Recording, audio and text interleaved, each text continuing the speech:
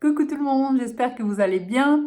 Ce matin, j'aimerais partager avec vous un petit peu qu'est-ce que je fais pour être en haute énergie. Oula, et avoir une tignasse de rêve. Euh, et, euh, et donc continuer à contribuer comme je le fais à travers mon travail et mes partages. Parce que c'est une question qu'on me pose régulièrement ces derniers temps. Comment est-ce que tu fais pour toujours avoir la patate? Et, euh, et ce matin, enfin, en fait, là, juste maintenant, j'étais en train d'écrire une newsletter pour vous partager ça. Et puis, alors que j'étais en train d'écrire, je me suis dit non, mais ce message, il doit passer par vidéo. Donc, j'ai arrêté d'écrire. Je suis venue en vidéo. Donc, avant de commencer, si vous ne me connaissez pas, je m'appelle Floriane Notul. Je suis fondatrice de 360impulse.com. J'accompagne les femmes visionnaires, créatives, intuitives et profondément humaines à concrétiser leurs projets pro et perso, à être the star of the show. Euh, donc ce matin, j'étais en train de vous écrire que pour moi, il est essentiel d'accorder chaque jour dans ma journée un moment de créativité. Et depuis que je fais ça, donc ça fait plusieurs mois que j'ai compris que c'était essentiel pour moi en tant que créative, de vraiment d'accorder un moment où donc je suis libre, hein, je ne m'impose aucune règle, où c'est juste ce qui doit sortir sort. La plupart du temps, c'est par écrit. Parfois, c'est aussi en vidéo, donc je vous fais directement une vidéo parce que j'ai un message qui est là et donc c'est ma façon d'être créative, ou un podcast. Et puis, donc ça peut vraiment être ça peut vraiment être de l'écriture. La plupart du temps, donc, c'est de l'écriture. Parfois, donc, je partage. Parfois, ça devient une newsletter. Parfois, ça devient une publication pour les réseaux sociaux ou une partie. Je ne prends pas forcément tout ce que j'ai écrit. Ou parfois, c'est juste que ça va inspirer. Il y a un peu l'essence, il y a un message qui va dominer dans ce que j'ai écrit. Et donc, je vais le partager. Et je remarque les journées où je ne fais pas ça, donc tous les jours, je fais mon journaling, donc j'écris mes objectifs, mes intentions. J'investigue s'il y a des choses à investiguer, ou je pose des questions sur mes rêves. Enfin bref, je me connecte à moi. Donc, ça, c'est la première partie. Et ensuite, après ça, j'inclus un moment de créativité. Il y a des journées où c'est moins possible, typiquement les journées où je suis avec mon fils. Et là, je sens que je suis pas dans mon excellence, je suis pas dans mon assiette complètement, hein. Ça veut pas dire que je suis en dépression, mais il y a un truc qui va pas et j'ai besoin de me connecter à cette créativité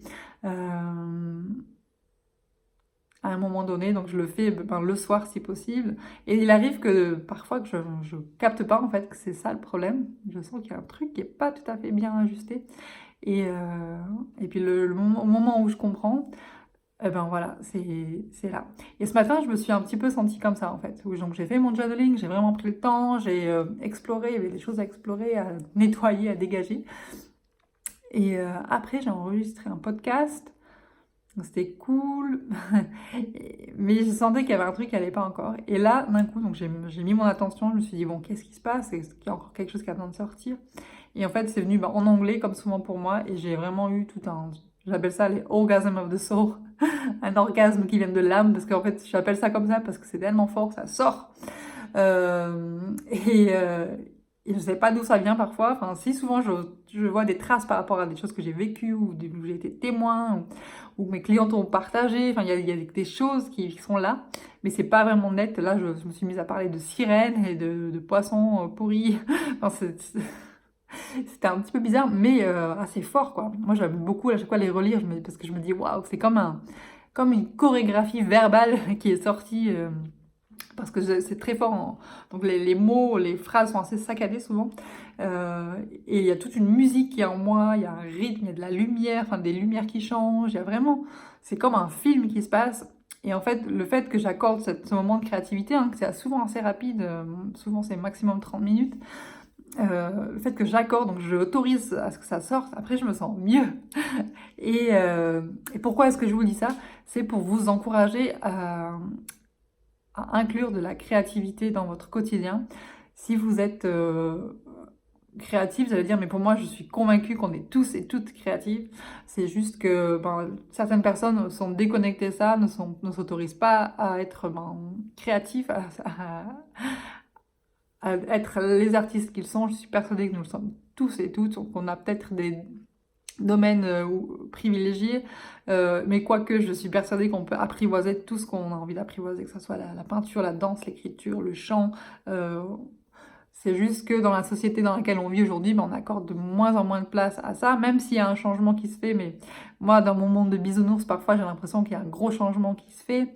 Et finalement, oui, il y a un changement, mais c'est pas encore un impact assez grand. C'est un début, mais bref, tout ça pour dire que c'est crucial, à mon avis, d'avoir ce moment de créativité, ce moment à soi où on est libre, on n'a pas de contraintes, on doit rendre de compte à personne, on n'est même pas obligé de le montrer. Hein. Moi, il y a plein de choses que je montre pas.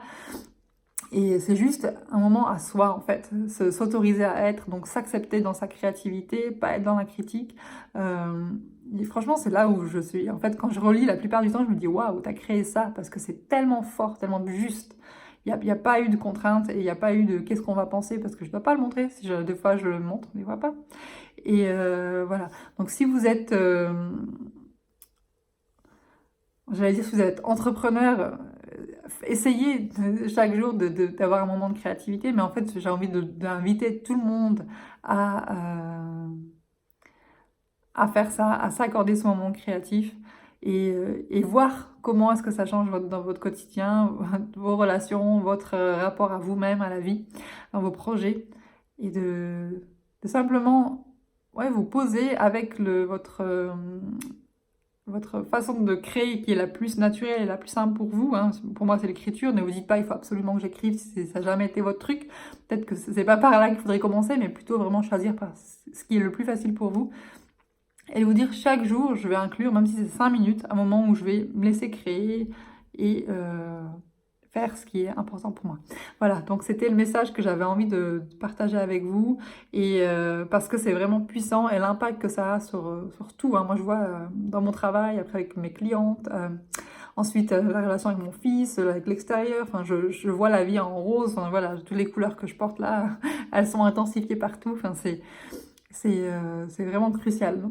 Et donc la créativité nous permet de nous reconnecter à notre essence, à ce qui nous fait vibrer, à ce qui est juste pour nous, et notre intuition, notre ressenti, notre cœur, plutôt que d'être dans le mental et puis cette liste de choses à faire. Donc peu importe votre contexte de vie aujourd'hui, pour moi il n'y a aucune excuse, certainement pas l'excuse temps, hein, c'est vraiment se dire 5 minutes déjà pour commencer, à me reconnecter à cette créativité et à voir ce que ça fait, voir ce qui se passe. Et